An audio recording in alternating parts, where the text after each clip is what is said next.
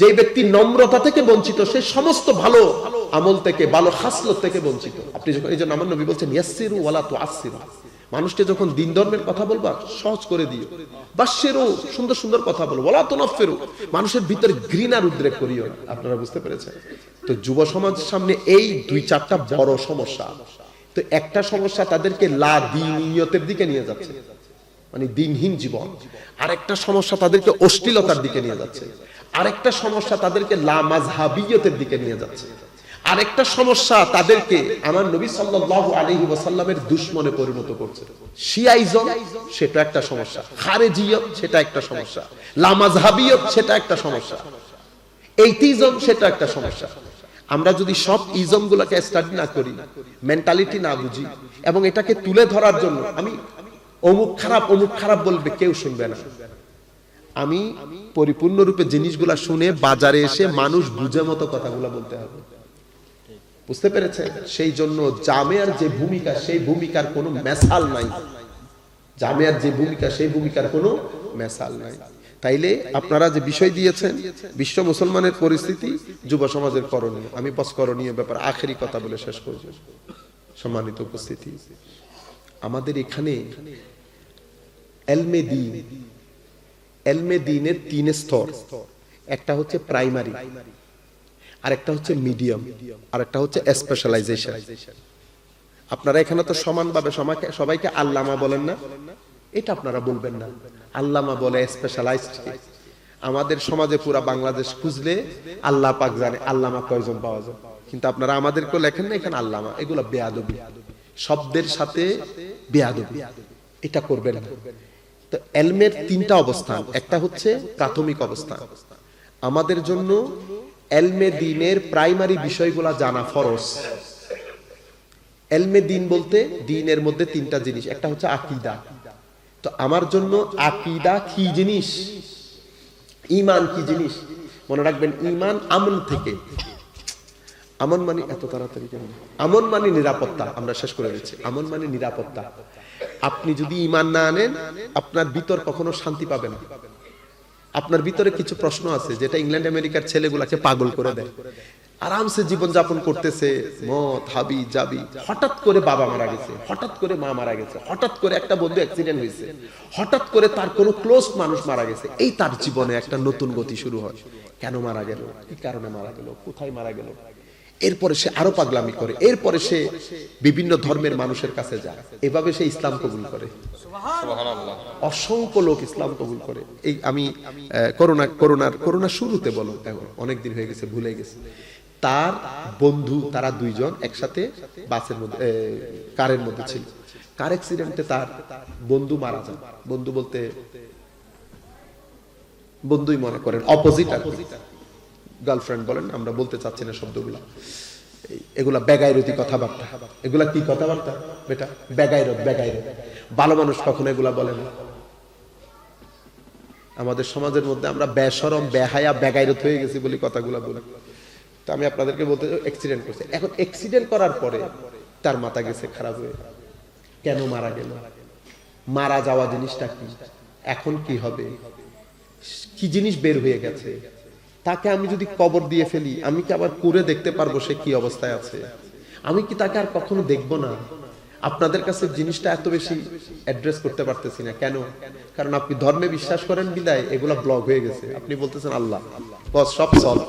কিন্তু যারা আল্লাহতে বিশ্বাস করে না, ধর্মে বিশ্বাস করে না, দিন দেখে নাই, তাদের জন্য তো পাগল করে দেওয়ার মতো।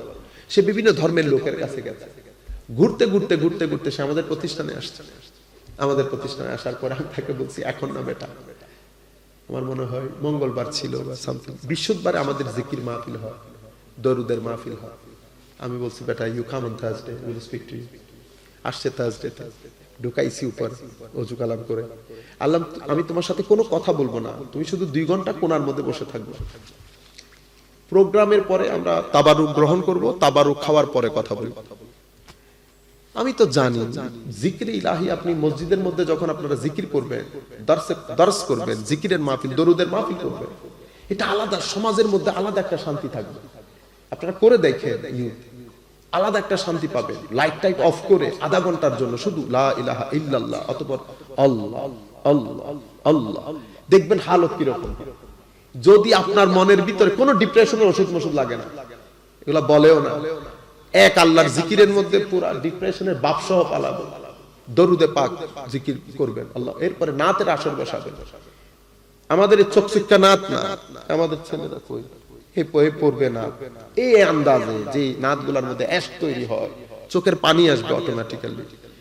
আধা 2 ঘন্টা বসার পরে আমি দেখতেছি চার চোখের পানি, সে কারণ সে তো মুনকাসিরুল কলব, অন্তর তো ভাঙা, ব্রোকেন হার্ট। এটাই এনে তাকে ধরার মোক্ষম সময়। সবকিছু শেষ, আমি তাকে অফিসে নিয়ে আসছি, আমি বললাম এবার how can I help you. ও কান্নার জন্য কথাই বলতে পারতেছে না। ও আমাকে বলতেছে আজকের জীবনের, আজকের এই 2 ঘন্টা সময়ের মতো শান্তি আমি আমার জীবনে পাই নাই কোনো। ও বলতেছে আমি জানি না আপনি কি শব্দ বলতেছেন, আমি তো ওগুলো শুনি নাই কোনোদিন, কিন্তু আমিও পড়তেছি এরকম মানসিক শান্তি আমার জীবনে আর কোথাও কখনো পাই নাই। তখন সে আমাকে প্রশ্নগুলো রাখতেছে, তখন আমি তাকে আমার মতো করে ব্যাখ্যা করলাম। সে সপ্তাহখানেকও যায় নাই, এসে ইসলাম কবুল করে। আপনি এই জায়গাটা আপনি ধর্ম বাদে, আমাদের দিন বাদে আপনার কাছে অন্য কোনো জায়গা নাই। আপনাকে ঠিক এই জায়গার মধ্যে ঘুরে ফিরে আসতে হবে। আমরা যে জিনিসটা আপনাদেরকে বলতে চাচ্ছিলাম যে এলমে দ্বীন, তো দ্বীনের মধ্যে একটা হচ্ছে ঈমানের অংশ। ঈমানের মধ্যে কি কি ফরজ, কি কি স্তম্ভ, এগুলো আমাদেরকে জানতে হবে, জানাটা ফরজ। ঈমানের 7 স্তম্ভ, নবী রাসূল, আল্লাহ, যতটুকুন জানা, আল্লাহর তাওহীদ, আমার নবীর এশ আদব মোহাব্বত, এগুলা জানা, এগুলো আমাদের জন্য ফরজ, 2 জীবনের জন্য, দুনিয়ার জীবনের জন্য এবং আখিরাতের জীবনের জন্য। এটা যদি আপনি এখানে না শিখেন, আপনার ভিতরে স্থিরতা পাবেন না। আবার এটাকে যদি আপনি আমলটা করার পরে, ঈমানটা রাখার পরে, এবার আপনার প্র্যাকটিক্যাল ডেমনস্ট্রেশন মানে আপনার কিছু ডেইলি প্র্যাকটিস আছে আমাদের ধর্মের মধ্যে। ডেইলি প্র্যাকটিস 5টার মধ্যে আবার যাকাত সবাই দেয় না যাদের টাকা আছে, রোজা সবাই রাখে না যারা রাখতে পারবে, হজও সবাই, একটা ইবাদত এমন যেটা সবার জন্য সার্বক্ষণিক, সেটা সালাত। ডেইলি প্র্যাকটিস মানে আপনার দৈনন্দিন জীবনে 5 বার আল্লাহর দরবারে দাঁড়াবেন। যখন আপনি আল্লাহর দরবারে দাঁড়াবেন, দুনিয়াতেও শান্তি পাবেন, কবরেও শান্তি পাবেন।